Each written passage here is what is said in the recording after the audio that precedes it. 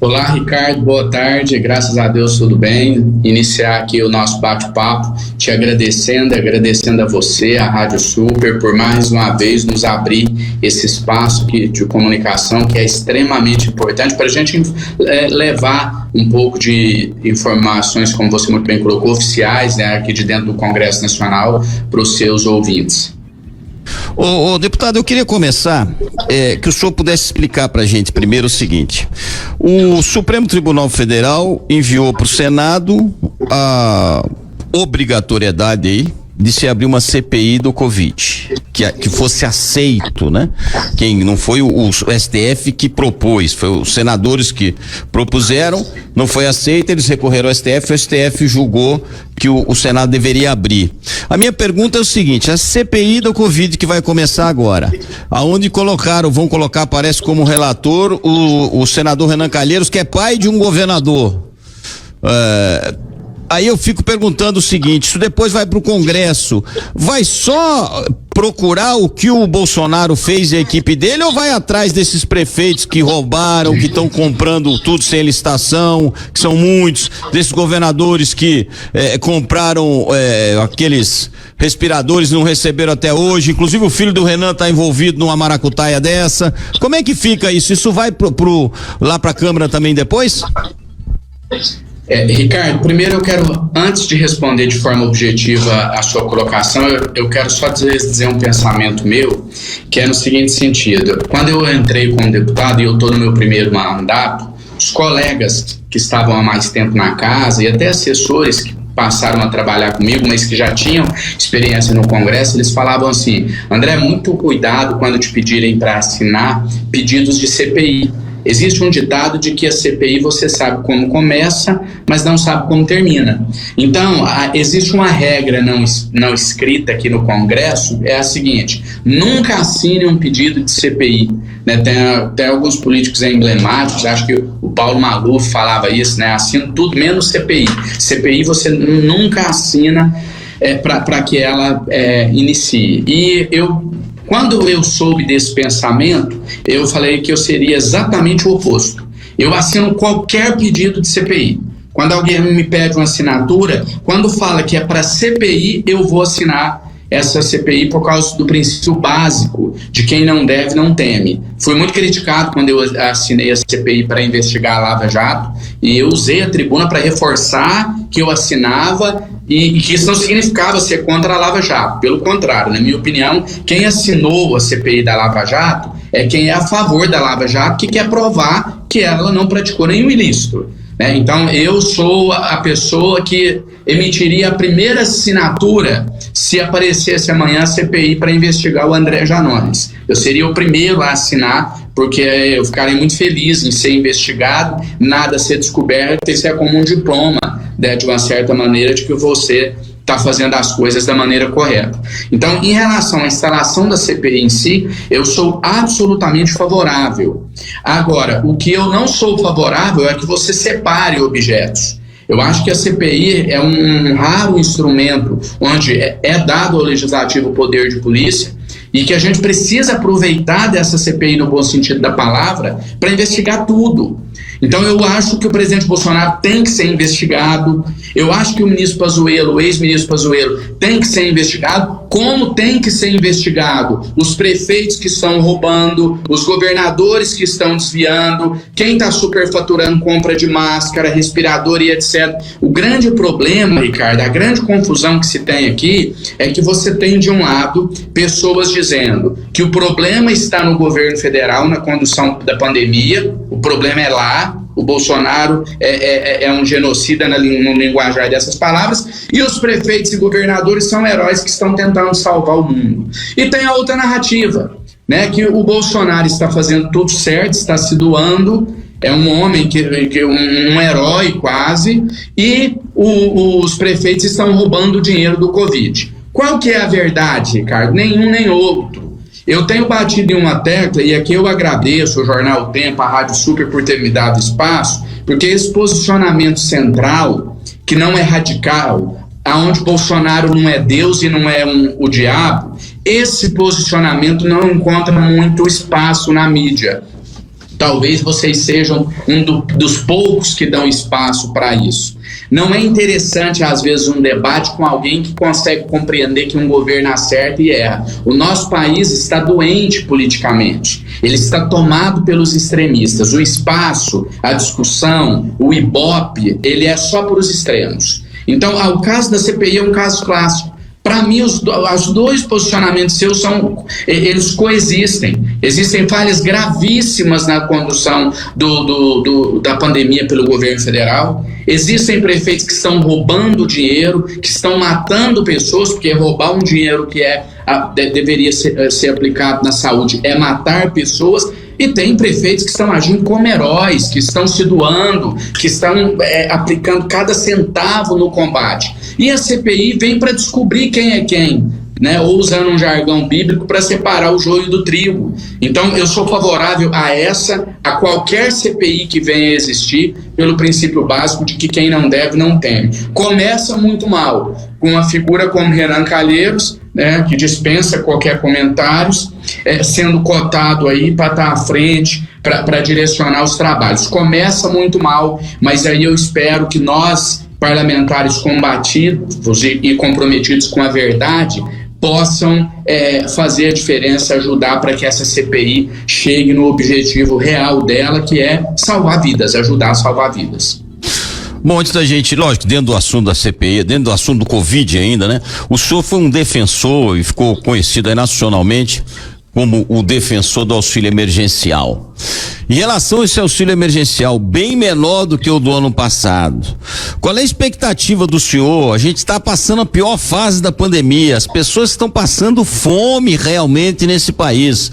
O senhor entrou com um projeto de lei, inclusive, protocolou um projeto na Câmara que alteraria a legislação de enfrentamento da pandemia para incluir as famílias inscritas no Programa Social Cadastro Único, CAD Único, como prioritárias na vacinação. Porque são pessoas que precisam estar vacinadas para poder trabalhar. Por que é que não foi liberado esse dinheiro a maior para a população que tanto necessita, deputado? Ricardo, primeiro, todas as vezes as pessoas me perguntam assim: de onde tirar dinheiro para o auxílio? Do orçamento. Parece uma pergunta simplista, mas não é. Eu fiz um debate no jornal Valor Econômico com o Felipe Salto, que hoje é um dos economistas mais respeitados no nosso país, e neste ponto ele concordou comigo. A questão da condução do orçamento é de uma prioridade. O dinheiro para pagar um auxílio de R$600, ele vai sair do orçamento. E você vai ter que descobrir outras áreas? Sim, mas as pessoas estão morrendo de fome. Isso já é real no Brasil.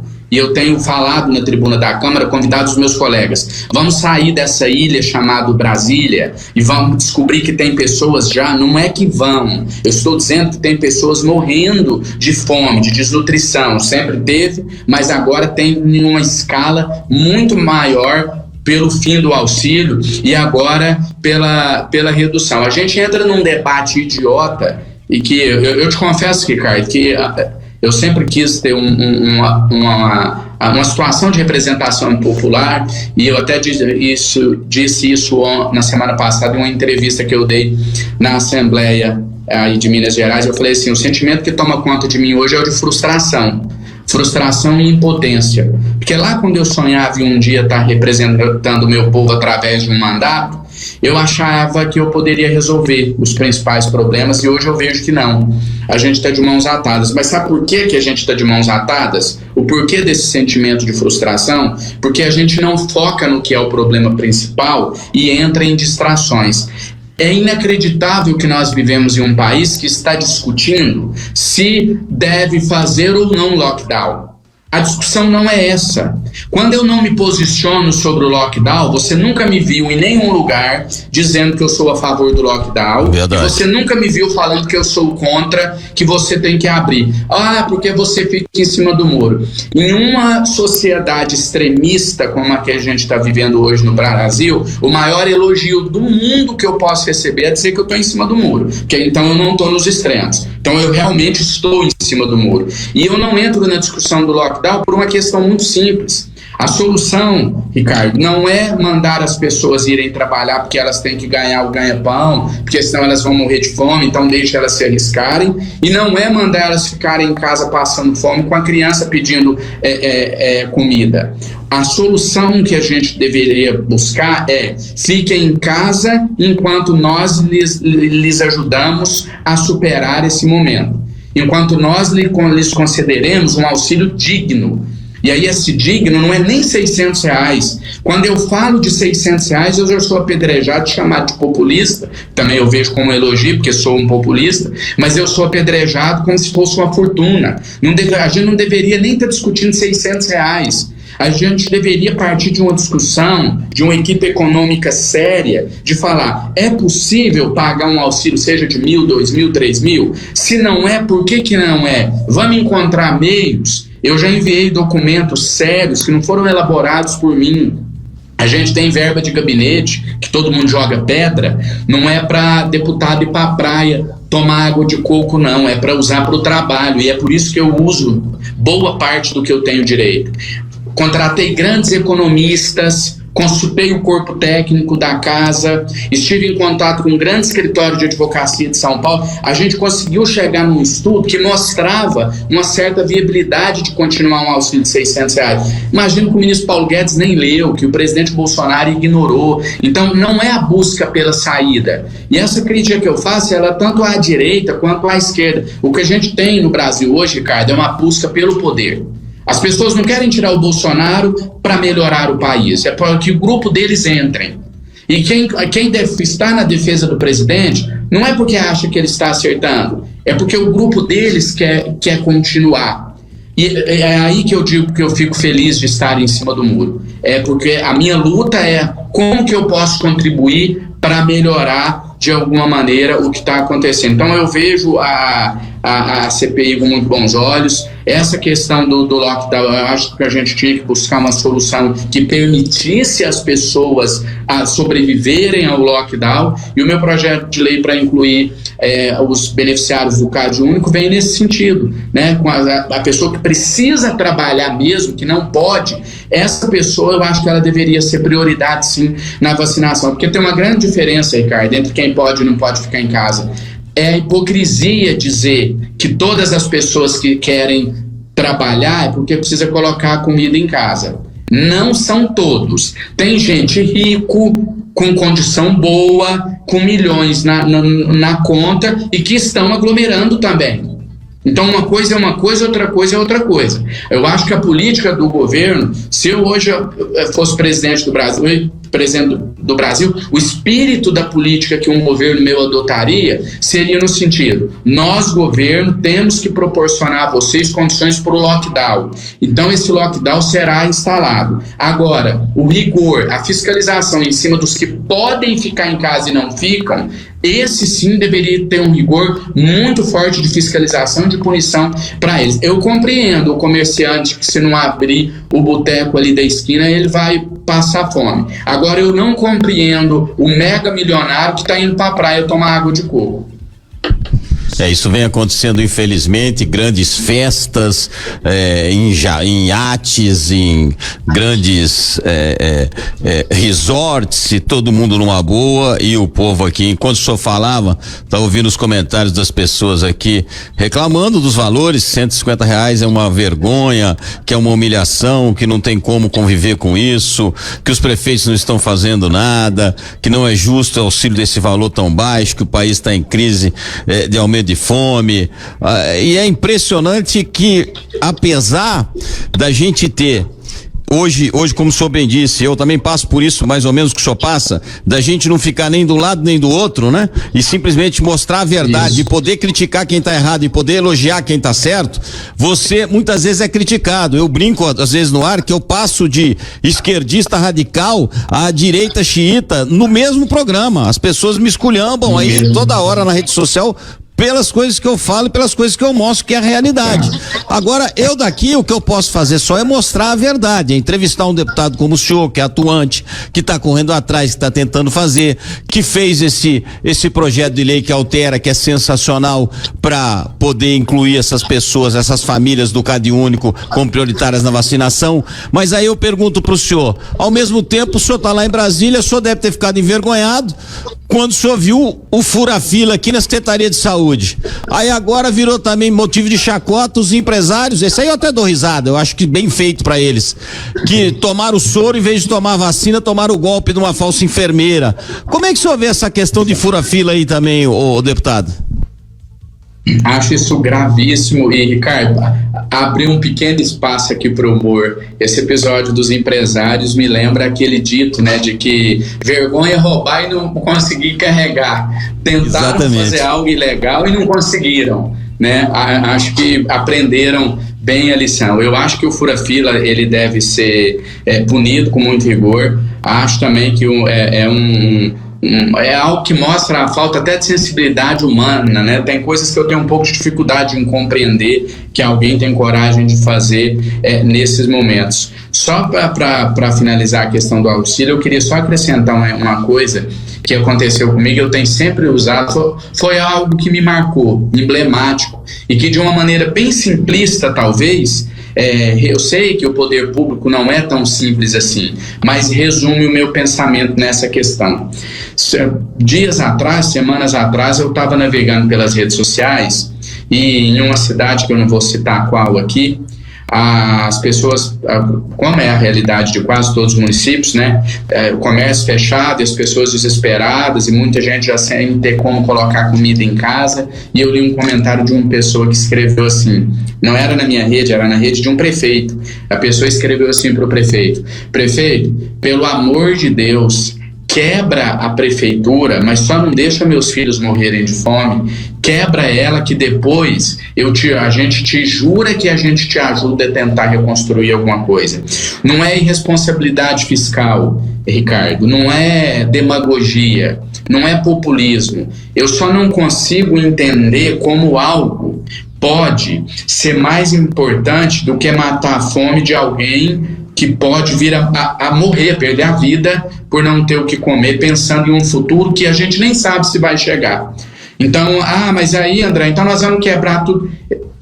Vamos pensar agora, vamos pensar no amanhã, vamos pensar em sair dessa crise e depois a gente dá as mãos, governadores, prefeitos, população, a classe empresária, e vamos ver o que a gente consegue fazer para minimizar as cicatrizes que essa pandemia deixou. Mas eu acho que assim, nós estamos em um momento de ser imediatista, de ser populista, de tentar agora salvar vidas e depois a gente pensa. Responsabilidade fiscal tem que andar aliada em todos os governos, em qualquer momento, exceto nesse. Eu acho que é uma única exceção.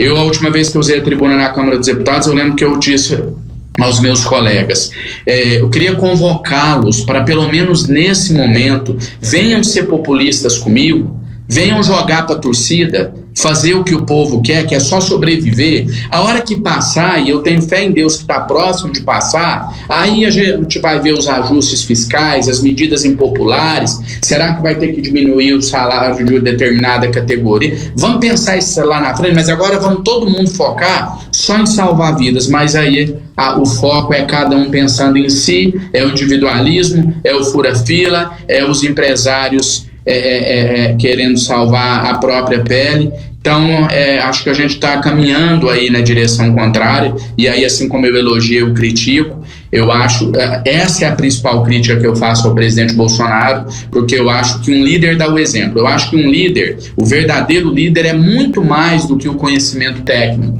Ele forma uma grande equipe e ele talvez é o principal, não o único, mas o principal responsável por transmitir esse espírito de união, de vai dar certo, de nós estamos juntos, né? Dar as mãos realmente para os liderados para atravessar junto um momento tão difícil. Com certeza. Deputado, poderia ficar aqui com o senhor uma tarde inteira falando, mas eu tenho um outro deputado para entrevistar agora, depois do senhor, que furou fila aqui em Minas Gerais, furou fila em Betinha. Ele vai falar hoje, o deputado Irineu, do PSL, deputado estadual, vai explicar o porquê de ter furado a fila, que a gente também não entende o motivo disso. E eu queria aqui agradecer a sua participação, dizer que estaremos sempre à vontade. Fiquei preocupado, parece que no início da semana o senhor ia falar, o senhor sentiu-se mal, já tá bem, não foi Covid não.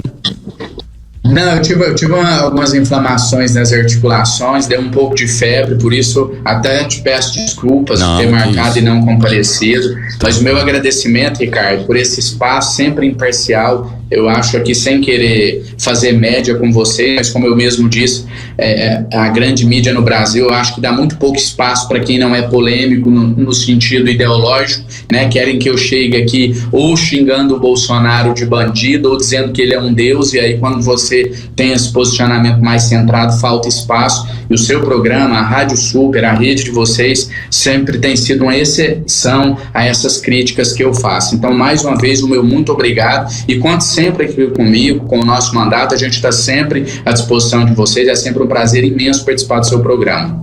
Com certeza. Muito obrigado, deputado, bom final de semana para o senhor. Agora